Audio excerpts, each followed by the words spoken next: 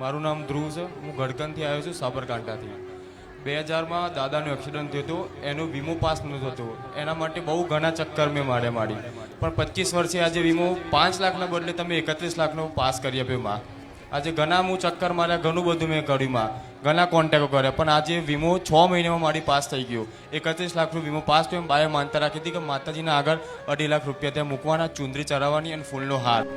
આજથી 2000માં દાદાનું મૃત્યુ થયું હતું. 2001માં એક્સિડન્ટ થયો હતો દાદાનું. ત્યારનો કેસ આ ચાલુ છે અત્યારે, પણ 6 મહિને જ થયામાં તમારી માનતા રાખીને અત્યારે હાલ પૂરો બી થઈ ગયો કેસ. અને 5 લાખના બદલે 31 લાખ મારી તમે પેલું કર્યું માં. 31 લાખ મારી. 25 વર્ષથી એક કેસ ચાલતો હતો. એનો વીમો પાસ કરાવવા માટે તમે અરજી કરી હતી? ઘણી મારી અરજી કરી હતી, ઘણા થાકી ગયા હતા મારી. આશા જ નથી રાખી મારી. 6 મહિને જ કદાચ 6 મહિને ભાગ્ય છે. તમારી અરજી અહીંયા મૂકી તમારા દ્વારે અને ક્લેમ પાસ થઈ ગયો મારી. વીમો પાસ થવાની આશા કેટલી હતી તમને? કત્તી નહીં મારી, કત્તી નથી. તારા ભરોસે બે હતા મારી.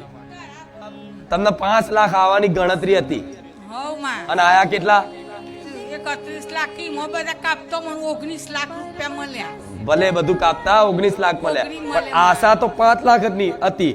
એ 5 લાખની તો ના બરાબર કે નથી જ આવવા. પ્રયત્ન તો કરતા પણ નહીં જ નાખ્યા હતા. ભાઈ મારા ધામ આવી અને એક જ અરજી મૂકી કે મારી આ થઈ જશે, અને તમને એવો વિશ્વાસ હતો કે અમારી ખુખાર મેરડી આ કામ કરી જ દેશે. મને જોયું મી વિડીયોમાં અને મને એમ થયું કે મારી મા બાપા કોઈ અમાર દુખાઈ મટાડે એવું નહીં, કે પૈસા કોઈ લાવે એવું નહીં.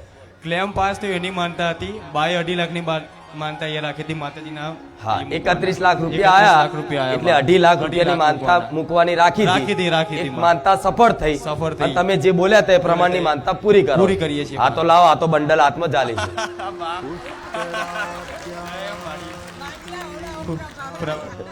જે જરૂર હોય ને મારે, હું નહીં કહેતી મારો ભગવાન મારી ગાદીએ બિરાજમાન છે, મારે કોઈ જોડે હાથ લાંબો કરવાની જરૂર નહીં પડતી.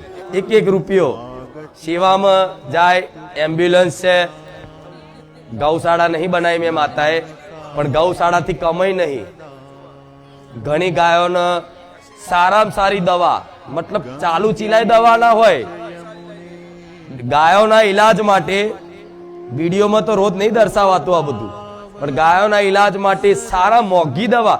જે જગ્યાએ દવા લેવા જાય ને એ મેડિકલ વાળો એવું કે અરે આટલી મોંઘી દવા તમે જાનવરો માટે લો છો, નવાઈ લાગે.